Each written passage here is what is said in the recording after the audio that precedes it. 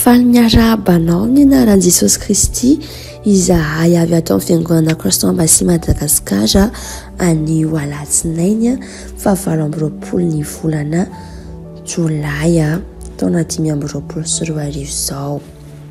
Hampifaliana foana no izaranay anareo ny rapsodie fahamasinana izay nosoratany lelan'Andriamanitra Pasteur Chris Oyakhilome izay tsy iza fa ilay filoham-panorina ny fiangonana Kristy Embassy maneran-tany. Manasanao ary amin'izao fotoana izao hifantoka tanteraka ho an'ny hafatra manokana ho an'ny anio. Ny lohahevitra rapsodie antsika androany dia hoe mivavaha amin'ny fiteny tsy fantatra mandrakariva. Amen. Ny ten'Andriamanitra eto dia nalaina tao amin'ny Korinthiana voalohany toko 4:10 ny andiny 14 izay mivaky toy izao amin'ny anaran'i Jesosy. Izay miteny amin'ny fiteny tsy fantatra dia mampandroso ny tenany, fa izay maminany kosa mampandroso ny fiangonany. Alleluia. Toy izao ary ny famelabelaran'ny lelan'Andriamanitra Pasteur Chris. Nivavaka amin'ny fanahy dia fampiarana ara-panahy mahery vaika izay mitondra vokatra miavaka ao anatinao. Iray amin'ireo zavatra nataon'Andriamanitra mba hiazonana anao ho salama sy finaritra ary hatanjaka ny vavaka, indrindra ny mivavaka amin'ny fanahy. Raha miteny amin'ny teny tsy fantatra ianao dia mampandroso ny tenanao sahala amin'ny mamem-batery ianao zany. Ny fanahinao no fenoana, fanahinao no velombelomina ary hatanjahina mba hahafahanao manompo an'Andriamanitra araka ny tokony ho izy.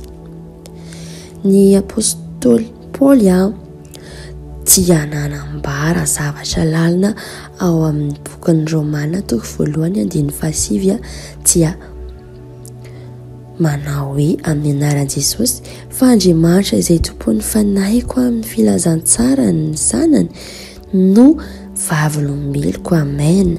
Midika izany fa manompo an'Andriamanitra amin'ny fanahitsika zany isika noho izany mba ahafahan'ny fanahinao mahomby dia tsy maintsy finoana, hatanjahina ary velombelomina mandrakariva izy. Ny fivavahana amin'ny teny tsy fantatra no ahatanteraka izany. Mety ho malemy na matanjaka ny fanahin'olombelona. Mba hampatanjaka ny fanahinao dia tsy maintsy mandany fotoana mivavaka amin'ny fanahy masina ianao. Rehefa manao izany dia iorina sy hatanjaka ny fanahinao. Manamarina an'izany izao amin'ny bokin'ny Joda toko 1:20 izay mivaky toy izao amin'ny anaran'i Jesosy.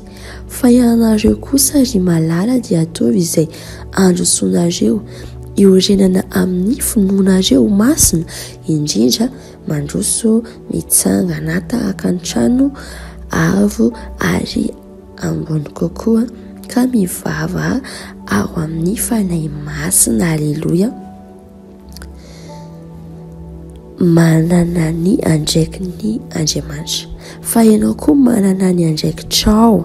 Ny fanahy masina no manampy anao amin'izany. Tsy manao ny asa ho anao izy fa miasa amin'ny alalanao. Hoy Paoly ao amin'ny Efesiana toko 7 ny andiny 14 ka hatramin'ny 19 mivaky toy izao amin'ny anaran'i Jesosy. Ary noho izany no andoliako amin'ny ray izay azon'ny fianakaviana rehetra any an-danitra sy ety an-tany anarana mba homeny anareo araka ny arian'ny voninainy ny mba ho hatanjahina fatratra amin'ny fanahiny ny toe-panahinareo. Amen. Ny teny hoe ho hatanjahina fatratra dia midika hoe ampidiriny fanahy masina fahaizana manao fahagagana ilainao ao anatinao.